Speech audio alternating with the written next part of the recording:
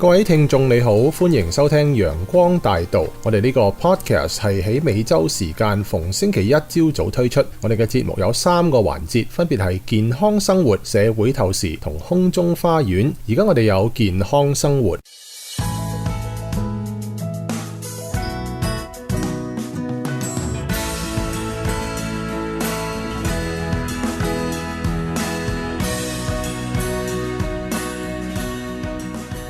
各位聽眾早晨，而家又到我哋健康生活環節啦。早晨大家，早晨你好，你好。咁我哋繼續講我哋呢個水上安全啊，好嘛 ？OK。嗱，我哋上次講到啦，呢個泳池安全啦。咁我哋飲水呢，我哋飲水要唔要夠唔夠充足啊？喺夏天裏邊嚟講，一定嗰度好緊要啦，因為你第一樣嘢，你運動做乜嘢呢？一定會出汗噶嘛。咁你出汗呢，就一定會有即係唔夠水分呢，你就有問題啦，有啲 dehydration 嘅問題。因為夏天嘅時間呢，嗰啲熱氣咧好犀利嘅，咁咧就會令到我哋人咧就會飲得仲多水過冬天嘅喎。係啊，仲咪你上水游水嗰時以為冇問題咧，實際有好多問題嘅。咁仲有我哋出汗咧，又出得多咧。係咯，你冬天冇咁出咁多汗噶嘛？不游水人哋以為游水冇出汗，實際有出汗嘅喎。係咯，同埋你係要飲定，即係你hydrate自己咯。唔好等到你真係好渴或者唔舒服嗰陣時先飲，嗰陣時就會太遲。飲幾多杯先啱咧？你講游水之前？係啊。我唔知道，因為我唔游水。我諗起碼都要1至2杯。應該係2杯到4杯。14安、16安士。OK， 16到32個安士。OK。咁咪成日廁所咯。2至4杯啊！游水之前。因為我哋正常嚟都要飲咁多啦，係咪？即係我睇 research 就話，如果你未去游水之前呢，你應該飲多啲水嘅，要飲得多過正常你唔係游水嘅時間啦，係咪？嗱，party 嚟講，有好多人又飲下咖啡啊，又飲下汽水啊，又有啤酒啊，咁啲乜問題咧？其實係唔好㗎，因為咧飲呢個有 caffeine 嘅咧，飲完之後咧，仲會令到佢仲 lose more fluid，即係缺水啊，仲要。唔知道嗰啲人。係啊，所以咧其實咧夏天嘅時候咧，最好唔好飲有呢個 caffeine 嘅汽水同埋有酒精嘅汽水。即係 Coca-Cola 都有 caffeine 嘅喎。係啊，其實要飲完頸渴嘅其實。即係可樂嗰啲係啦。係啊。Pepsi 啊 ，Mountain Dew 嗰扎全部有嘅喎。同埋其他，就算其他類型汽水裏邊都雖然冇咖啡因，但係有好多糖啊。糖多亦都會令到你口渴，越飲越口渴，其實唔解渴嘅嗰啲。佢知咩啊 ？High fructose corn syrup 嗰啲嘢係咪咧？咁但係你覺得如果飲嗰啲有電解質嘅飲品，你覺得又點咧？都唔錯㗎。電解質有糖嘅喎，啲係。但係你又需要某啲電解質，某啲 electrolyte 嗰啲，譬如你係鹽分啊、sodium 啊、potassium 嗰啲嘅喎。係咯，除非你真係揀啲少糖嘅，好劇烈咁樣去游水啫。你去親 party 游水都唔係劇烈㗎嘛。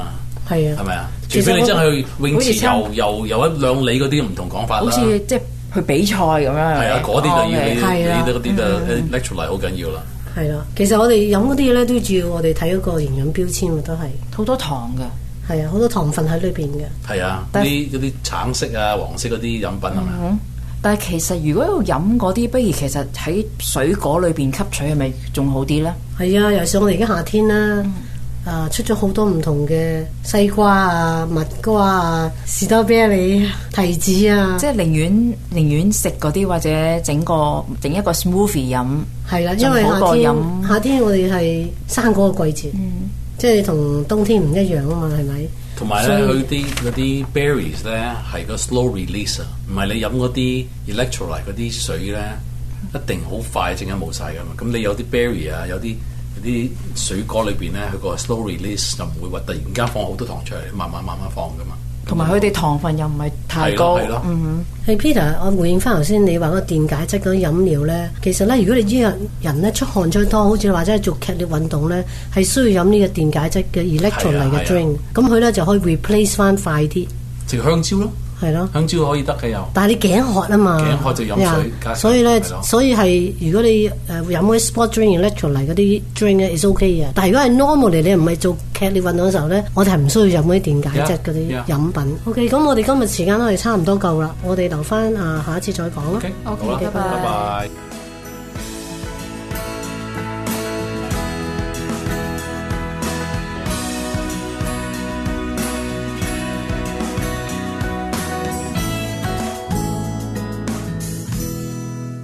嚟到社會透視嘅時間，我係Cecil。咁首先多謝大家過去626個禮拜以嚟咧對陽光大道 Podcast 嘅支持。今集係我哋陽光大道嘅12週年啦。咁最近 Linguaspirit 呢個網站就結束咗營運，我哋陽光大道嘅舊節目咧就已經搬咗去基督復臨安息日會羅省粵語教會嘅網站，網址咧係 lacantonese.org。咁然後你喺頁頂咧就會見到陽光大道 Podcast 嘅連結噶啦。2025同2024嘅節目咧都已經上咗架，咁以前嘅節目咧係會陸續補翻上去嘅。好啦，我哋呢個社會透視嘅環節啊，就幾乎從來都唔會做時事評論噶，可能有啲係評論嘅，但係都好難會係最新嘅時事啊。尤其因為我自己呢個環節咧，起碼由錄音到出街咧有4日嘅時差，制度上咧又唔可以就咁抽翻起個節目，所以咧都集中講一啲節奏慢一啲嘅社會現象。咁而過去1-2個禮拜呢個中東嘅風雲咧，美國突然介入以色列同伊朗之間嘅戰事啊，就真係對好多時事評論員嚟講咧係好唔容易嘅工作啦。咁今日評論咗今日發生咩事咧，聽日咧就可能要完全推翻嘅，咁要重新評論過晒添嚇。好似咧總統話2個禮拜內會決定是否行動，咁其實咧唔係2個禮拜後啊，而係當日其實已經安排緊啲戰機準備出動啦。而原本故意俾人睇到個7架戰機向西飛去太平洋，俾人準備攻擊，但係又唔係立即行動嘅假象喎。咁但其實咧另一批戰機已經喺度向緊東飛咧，係去伊朗方向咧準備施襲啦。咁所以如果有人一見到戰機去關島就做出評論嘅話咧，唔夠1日就要收翻啦。咁後來總統就宣布以伊雙方達成停火，咁當然又有好多評論啦。然後冇幾耐咧就話我分階段停火，佢停先跟住你停。咁有啲評論咧又要收翻咯。然後幾個鐘頭後咧雙方又繼續互射飛彈，又唔知有啲乜嘢要評論啦。然後搞到連美國總統都要爆粗啊，鬧晒2個國家。咁總統有幾嬲，又有好多評論啦。然後雙方咧好快咧就真係唔再射啦。咁到底係因為美國總統咁嬲啊，定係一早已經計劃射多幾個彈，射多幾個鐘呢？定係因為其實雙方都開始彈盡糧絕，想係時候停火呢？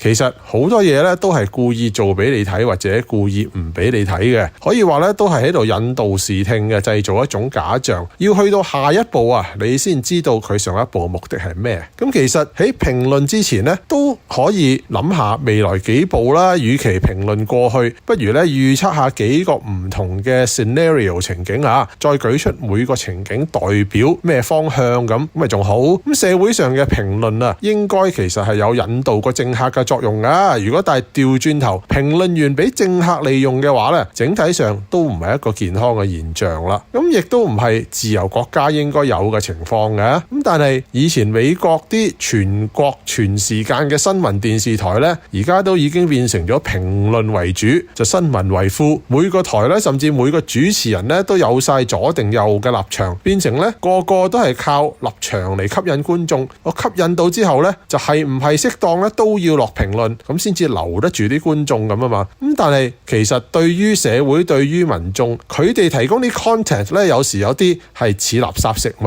唔食好過嘅。咁喺網上平台，例如啲 YouTube 啊嗰啲頻道嘅主持人咧，亦都係一樣啦。我見到有一啲品質堅持嘅 YouTuber 咧，甚至話明嗱，我唔會立即對最新消息做出評論嘅，特登 hold 住先。佢哋咧唔係電視、電台、報紙啊嘛，幾多點鐘出片都得㗎。咁但係咧好多時呢啲網上評論員咧，就因為啲乜嘢演算法嘅束縛啦、時區嘅限制啦，要喺某個時段出片先至可以最多人點擊收睇啊。咁呢個咧亦都係對觀眾吸收優質資訊嚟講咧，係一個唔健康現象嚟㗎。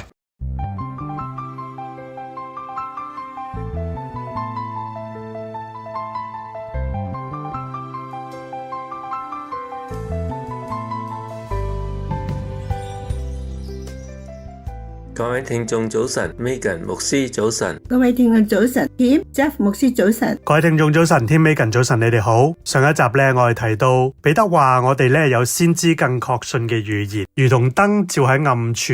彼得咧嚴肅咁警告教會要防備咧虛謊嘅預言呢啲嘅燈火，但係同時咧佢係有一班忍耐到底嘅餘民會出現嘅。其實喺一般經受考驗而依然忠心嘅人，基督嘅再來似乎係已經遲延咗好耐啦。但彼得堅定佢哋嘅信心咁樣講，主所應許嘅尚未成就。有人以為佢係耽延，其實唔係耽延，乃係寬容你哋。基督不願有一人沉淪，乃願人人都悔改。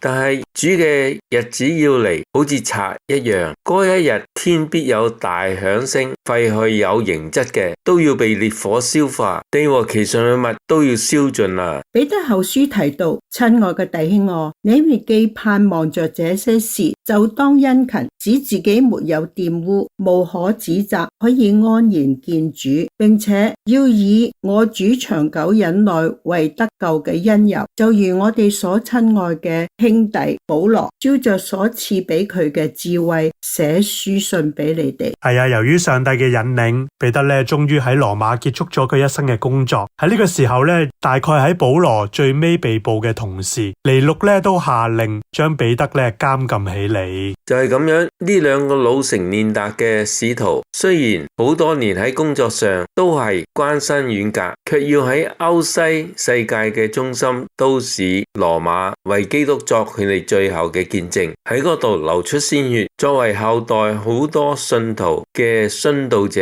廣大莊稼嘅種子。自從彼得否認基督又恢復使徒職分以嚟，佢一直係赴湯蹈火、冒險犯難嘅。在佢宣講釘十字架、復活而升天嘅救主嘅時候呢，彼得上表現咗佢嘅忠誠同埋勇敢。當彼得最後被收監嘅時候，佢回憶起基督同佢講嘅話，喺約翰福音咁樣講嘅。我實實在在告訴你，你年少嘅時候咧，自己出上腰帶，隨意來往；但係年老嘅時候，你要伸出手嚟，別人咧要將你束上，帶到你去咧不願意去嘅地方。耶穌係咁樣向呢一位門徒說明了佢死嘅方式，甚至預言到佢喺十字架上伸手嘅情形。彼得係羅馬人所視為外籍嘅猶太人，所以被判鞭打並被釘十字架。彼得一想到呢一種可怕嘅死，就回憶起自己喺耶穌受審嘅時候所犯否認基督嘅大罪。嗰個時候彼得係唔能夠接受十字架嘅意思嘅，但而家彼得好歡喜為福音殉命，只係覺得自己既然否認過自己嘅主，而家要讓佢好似夫子一樣被釘死咧，實在係太光榮啦。係啊，彼得咧固然已經悔改，同埋蒙基督給予佢餵養羊群嘅崇高使命，表明咧其實主已經原諒咗佢噶。但係咧有陣時佢自己咧總係唔能夠原諒自己，即使啊而家面對咁可怕，令佢咧諗起慘痛嘅死刑，佢自己都覺得咧呢啲係唔能夠減輕佢罪債啦同埋憂慮嘅痛楚。教會嘅歷史記載，彼得係向執行死刑嘅人提出最後嘅要求，就係俾佢倒釘十字架。佢哋批准咗佢呢一個要求，所以呢個偉大嘅使徒就係咁樣犧牲啦。各位聽眾，我哋時間已經到啦，下次再同你哋分享啦，再見。